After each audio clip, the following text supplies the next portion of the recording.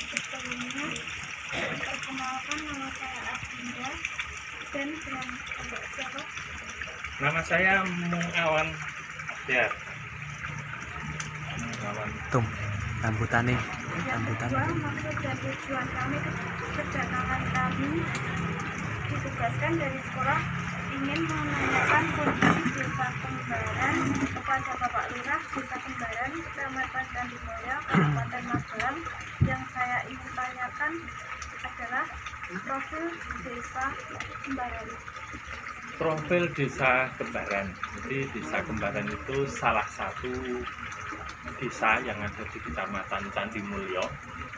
Di Kecamatan Candimulyo itu ada 19 desa dan Kembaran salah satunya.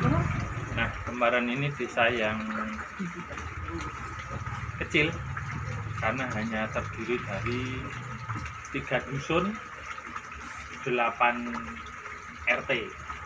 Jadi kecil sekali, atau di ranking nomor 18 dari 19 desa di Candimulyo. Kemudian posisinya di tengah-tengah, ya relatif di tengah-tengah kecamatan. Jadi kalau dari mana-mana enak. Total luasnya 119 hektar, kira-kira seperti itu. Jumlah RT dan RW. Jadi tadi sudah saya sebutkan, RT-nya ada 8, RW-nya ada 4, kemudian dusunnya ada 3. Tadi di tengah-tengah timur, di sebelah timur kita berbatasan dengan desa Kebonrejo, selatan dengan desa Tegalsari, barat dengan Tempak, utara dengan Surojoyo dan Giyanti. Rata-rata pekerjaan di sini Penduduk desa Kembaran mayoritas petani dan kemudian buruh. jumlah laki-laki Jumlah laki-laki berapa ya? Hampir sama jumlah laki-laki dan perempuan di desa Kembaran. Kalau totalnya sekitar 1.480-an. Nah, hampir seimbang lah jumlah laki-laki dan perempuannya, jadi ya 700-an sekian. Termasuk. Ya itu, satu. jumlah lansianya Jumlah lansia apa ya? Ya sekitar 100-an, hampir 100, ya sekitar 100-an.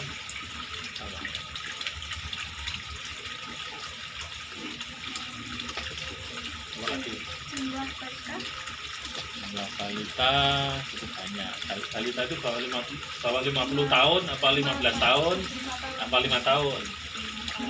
Jumlah balita kisaran ada berapa ya? Ya hampir 200, sekitar 200-an. jumlah kematian Kematian ya, ya apa? 1 tahun. iya Jumlah kematian 1 tahun antara 5 sampai ya 8. Jarang sampai 10, tapi sekitar 5 sampai 8 tahun. Kalau kematian. jumlah kakak Jumlah kakak 460-an. masalah yang ada di desa ini Banyak masalahnya banyak. Masalah ekonomi pasti, nanti masyarakat itu penghasilannya rata-rata hanya pas-pasan ya, karena petani kemudian buruh ya, sekedar cukup untuk makan, kadang juga malah kurang kalau masalah ekonomi. Kemudian masalah lingkungan itu yang paling apa ya, menjadi perhatian itu sampah. Jadi banyak warga itu sudah tidak memiliki lahan, ya, mohon maaf kayak halaman yang luas sudah tak punya. Kalau dulu kan orang punya lubang ya, luang untuk naruh sampah-sampah daun, terus sekarang ada tidak sedikit yang kemudian buang di irigasi, buang di selokan kayak gitu. Dan ini masih butuh apa, peningkatan kesadaran untuk kemudian membuang sampah pada tempat yang seharusnya, tidak di fasilitas umum, tidak di tempat umum yang berpotensi mengganggu kesehatan lingkungan, mengganggu kebersihan lingkungan, mengganggu kenyamanan, nanti berpotensi banjir hasilnya. Itu kemudian masalah yang lain ini banyak yang mendasar ini.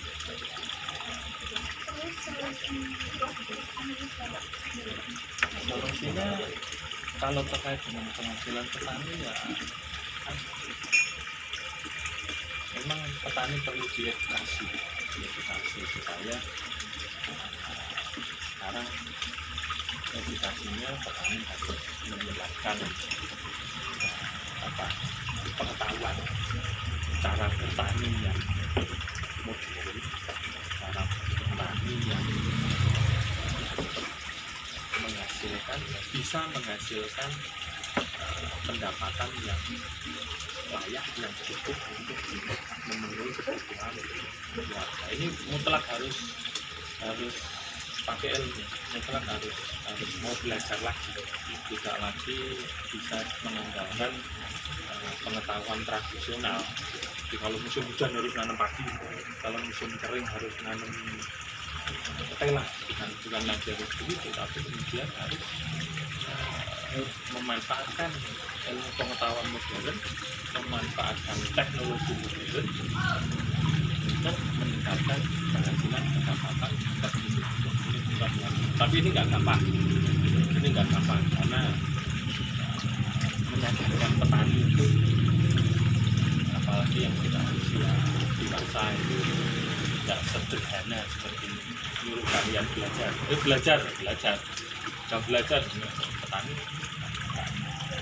tidak semudah itu. Kalau tentang lingkungan tadi juga sama, butuh edukasi terus, tahu ya, edukasi ya, pengetahuan diberikan, kesadaran sering diingatkan, jangan buang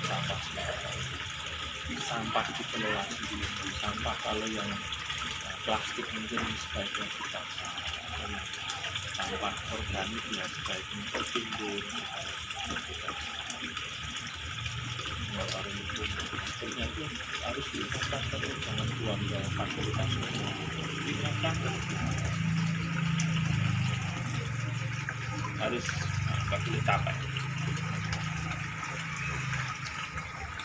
Terima kasih atas keterangannya yang kami terima, mudah-mudahan bisa bermanfaat untuk kita semua. Terima kasih atas kehadirannya adik-adik sekalian dari SMA Negeri 1 Candimulyo dalam rangka untuk menyelesaikan atau mendapat tugas dari Bapak Ibu Guru untuk lebih mengetahui persoalan-persoalan di masyarakat, di lingkungan, dan yang paling penting kalau itu masalah itu belajar menyelesaikan masalah. Kalau itu kemudian problem, kita belajar menyelesaikan problem. Harapannya masalah seperti itu tidak terjadi pada kalian, keluarga kalian, atau di lingkungan kalian. Jadilah pelopor kebaikan, jadilah pelaku kebaikan, jadilah produsen kebaikan. Jangan jadi orang hanya sekedar penikmat kebaikan. Contoh, mbak aku ditraktir, jangan hanya minta traktiran, tapi sesekali traktir, sesekali gratisin temen dalam rangka mungkin berkah apa, jadilah anak-anak muda pelopor kebaikan, produsen kebaikan, bukan sekedar penikmat kebaikan. Rasa agamanya sangat di atas lebih baik daripada tangan di mulut. Saya kira itu, terima kasih ya atas kehadirannya, semoga sukses selalu buat kalian semua. Assalamualaikum warahmatullahi wabarakatuh. Waalaikumsalam.